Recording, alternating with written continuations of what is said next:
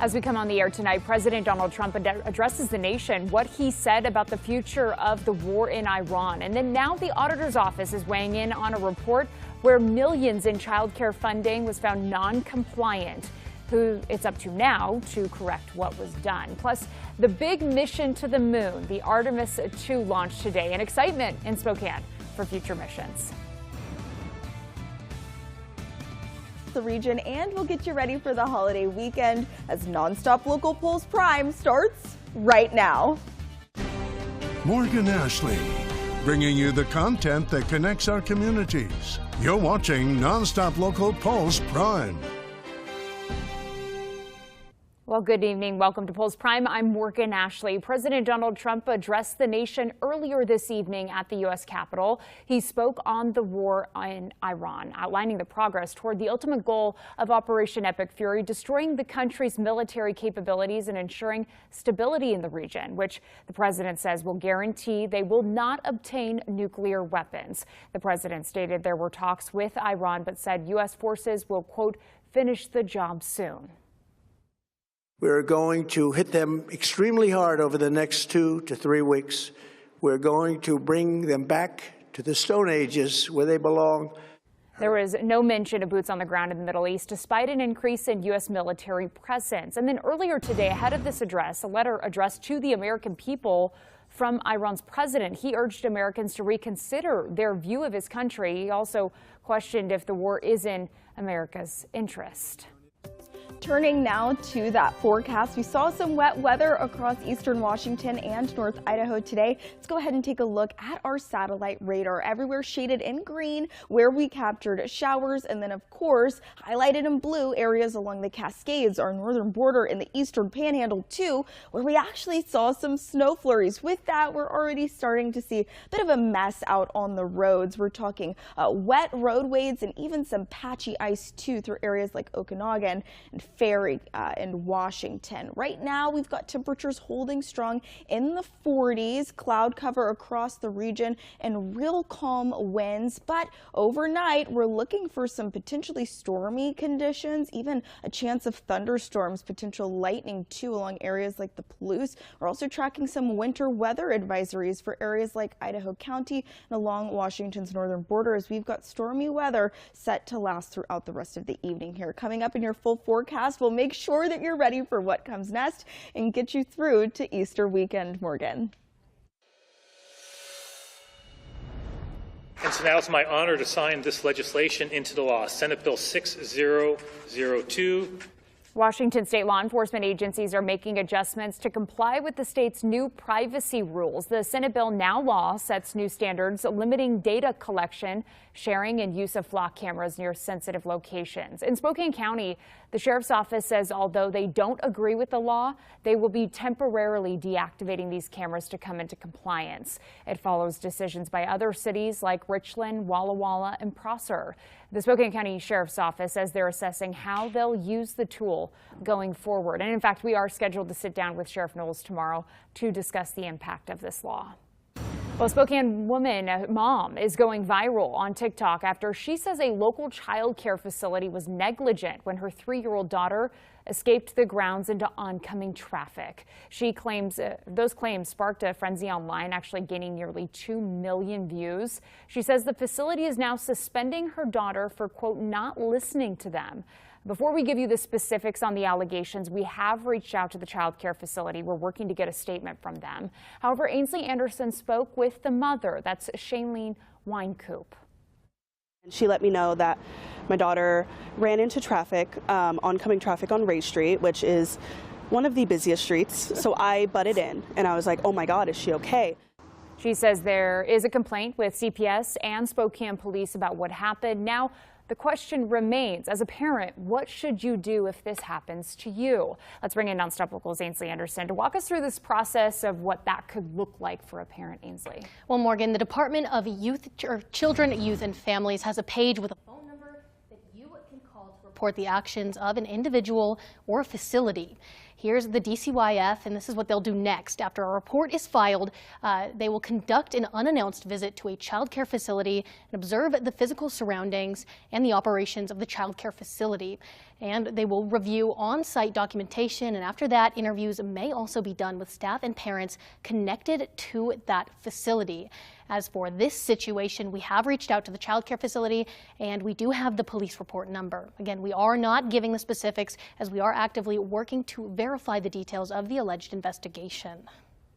And the fact that this was able to happen and I was so powerless, it really made me feel like an awful mom. And I thought I was going to get a lot more negative comments than positive, but I thought, like, you know, if 100 people see it and 80 people think I'm a horrible mom, maybe those 20 people will at least hear me out on what the daycare did. Now, Wynkoop says she didn't post on social media until the reports were filed. We are still working to confirm the allegations being made. And we have more information on our website, nonstoplocal.com, about helpful tips in assuring the safety of your child's care facility and how to report when an incident does happen. Morgan. All right, thank you, Ainsley, for that. In depth now, Washington State Auditor is raising some concern about the millions of dollars in questionable child care payments. That new audit reviewing federal funding uncovered oversights that could be costing taxpayers. Here's NonStop Local's Brendan Jen. A sweeping annual audit from the Washington State Auditor's Office examined nearly $24 billion in federal funds in 2025 across dozens of programs. In fiscal year 25, our state's Department of Children, Youth, and Families spent about $370 million in federal funds through the CCDF program. State Audit and Special Investigations Jim Brownell says the office randomly picked 59 samples out of almost 400,000 monthly child care payments from the Department of Children, Youth, and Families. Auditors found 14 had some sort of issue of noncompliance, overpayment, or both, totaling just over $6,000. What we're estimating is for the total payments to child care providers, it's about $37 million in total that we consider questionable that were made to child care providers during the audit period by DCYF. The sample found multiple issues from providers, including missing attendance records, overbilling, and lack of required parent signatures. Specifically for the providers that did not respond with attendance records, DCYF also took an opportunity to try to connect with those providers during the audit and also asked for those records, and they still didn't respond.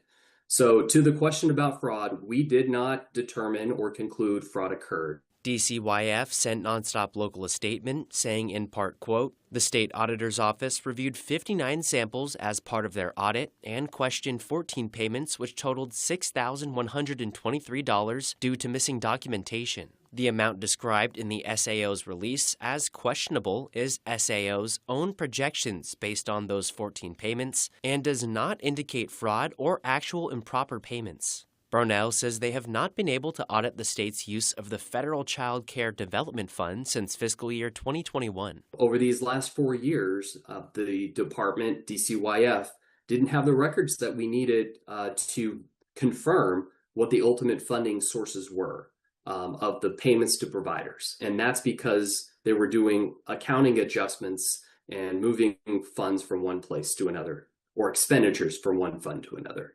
The state does not check documentation before paying providers. Instead, they rely on audits after the money has already gone out. Now, it's up to the DCYF to make the corrections moving forward. We're just the independent eyes and do these independent audits and provide information and recommendations that we're hoping that agencies like DCYF or perhaps the legislature, who funds our state agencies, makes decisions to improve accountability. In Kennewick, Brendan Jin, NonStop Local.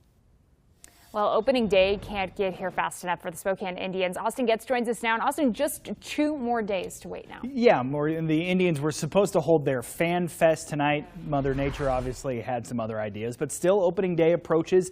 The Tribes start their season on Friday. Fans will be glad to see Mount Spokane alum Stu Flesland III back with the Indians to start the season. The lefty appeared in 30 games last season, a mix of starting and coming out of the bullpen, and was really effective in the second half of the season. Spokane native says he's excited to be back in his hometown for another campaign. It's awesome to come back and play again in front of Spokane, and I'm super excited this year to go out there and kind of do what I did last year, kind of pick up and improve on that, and then see where it takes me after that. Yeah. Stu and the Indians hosting opening day festivities at Avista Stadium on Friday, April 3rd, as they start a 3-game series against the Everett Aqua Sox. Well, still to come here tonight, the Artemis II mission launched today. What a local science teacher who happened to go to school with a famous astronaut had to say about the historic moment. There's much more to see in weather in your forecast. We'll be taking a closer look at those winter weather alerts and getting you ready for nicer weather just in time for the holiday. That's coming up on the Pulse Prime.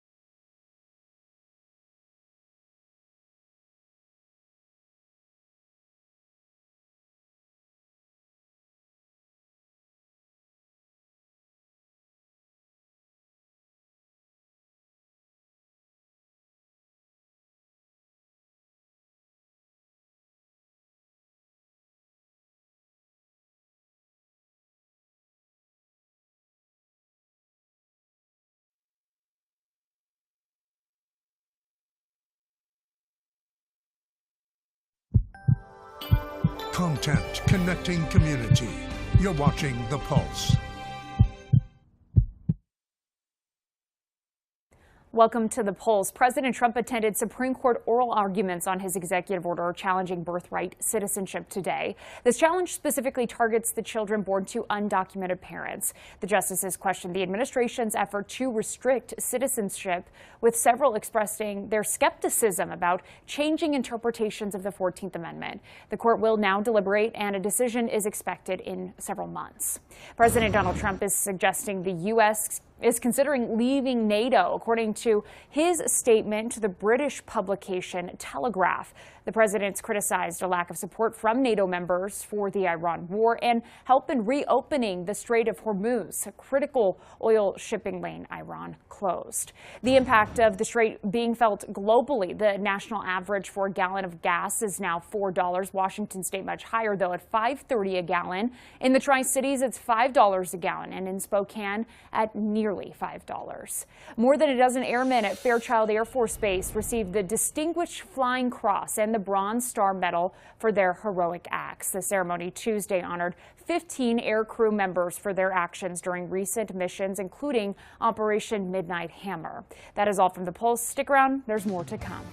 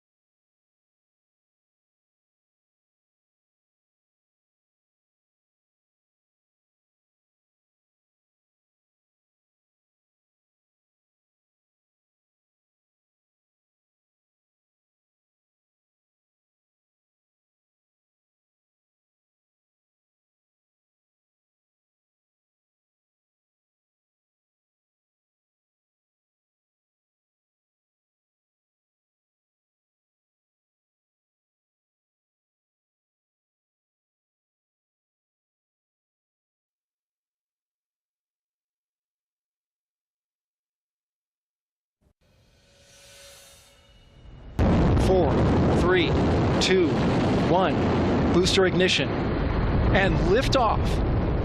Well, the Artemis 2 mission is generating a lot of excitement in Spokane today. Justin Spinney spoke with Gonzaga Prep's Steve Schreiner, a former classmate of Spokane native and NASA astronaut Ann McClain.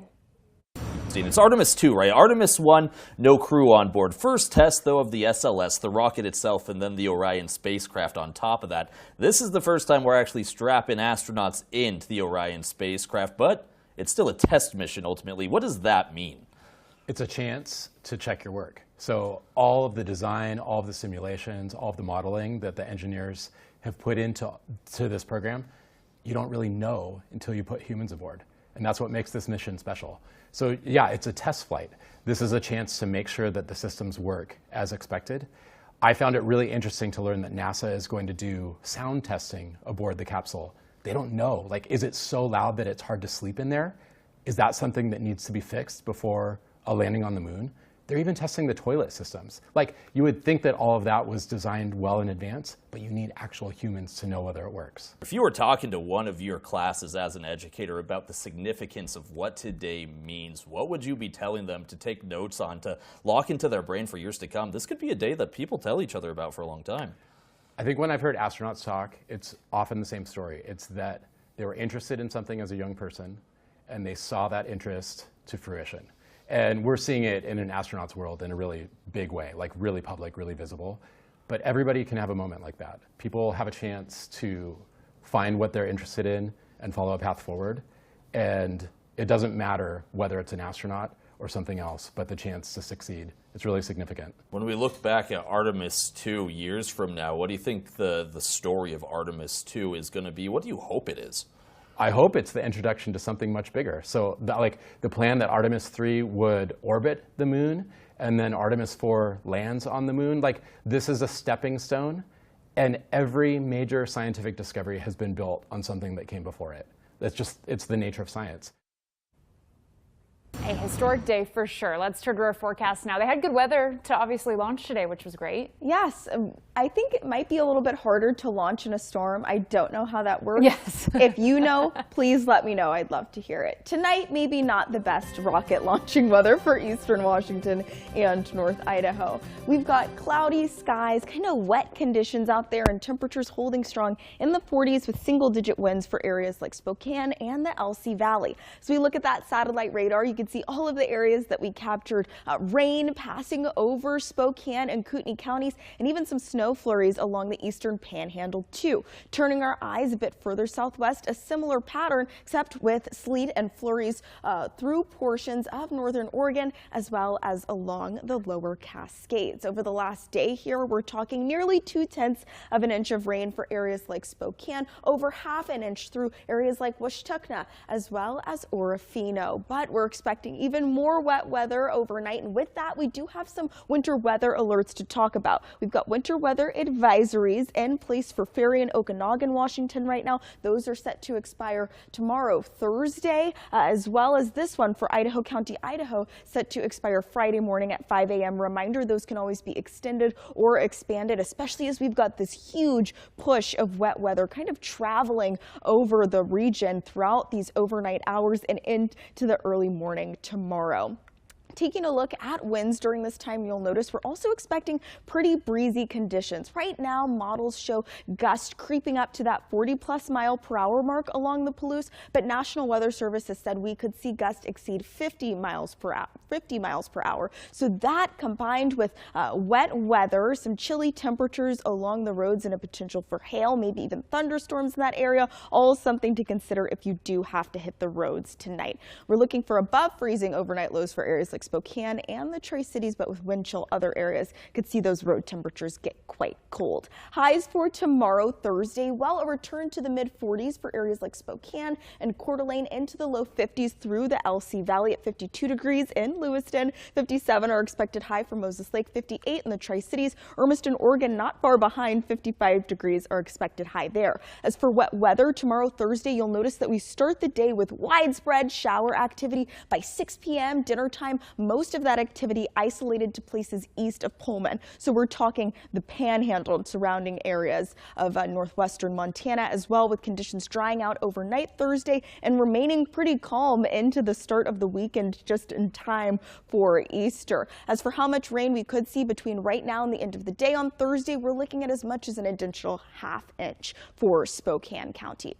As for snow along the passes during this time, between right now and the end of the day on Thursday, as much as a foot for areas like Stevens and Sherman passes, a bit less along Lookout Pass, with winds also picking up again on Thursday at 40 miles per hour along the Palouse. Over the next 7 days, those temperatures in the mid-60s. So that's your forecast, but stick around. When we come back, Austin has some sports updates.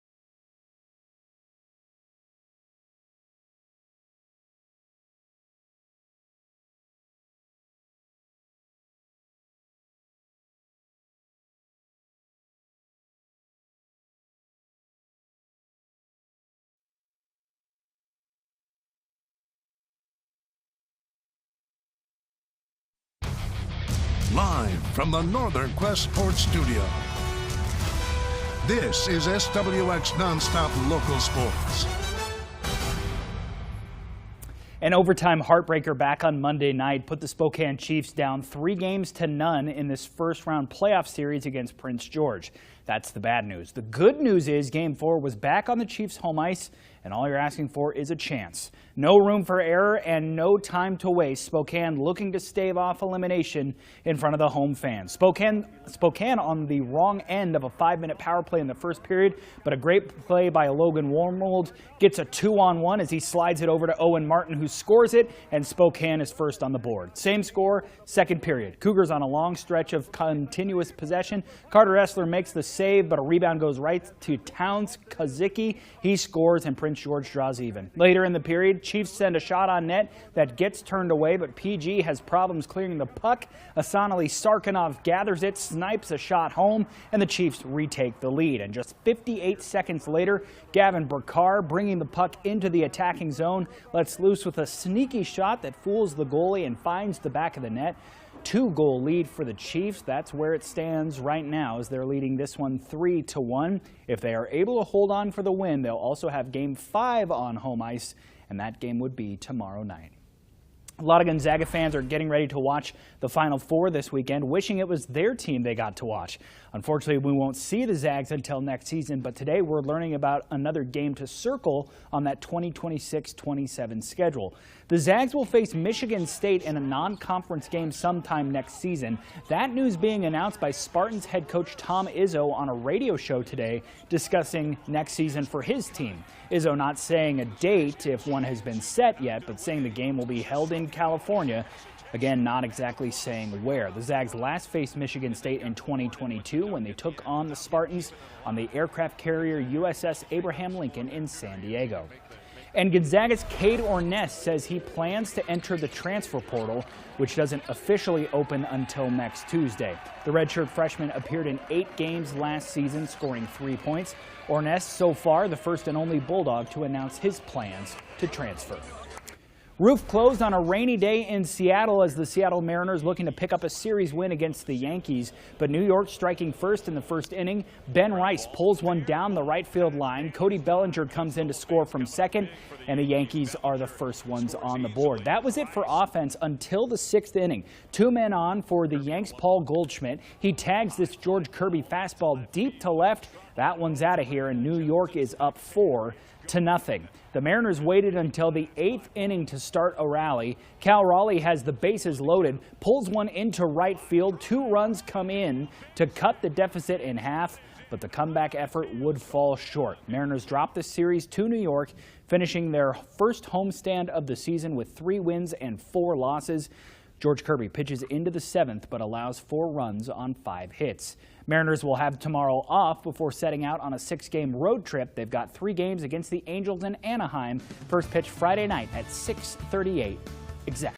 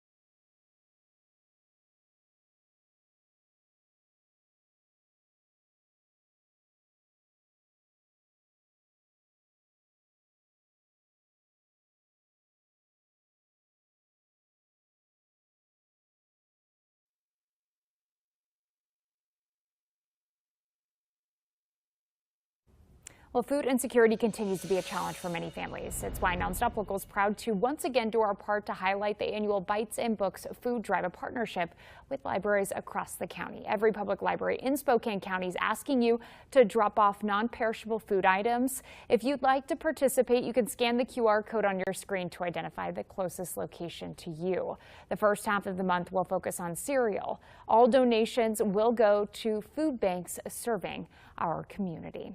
That's all the time we have for Pulse Prime tonight. Have a great night. We'll see you back here tomorrow.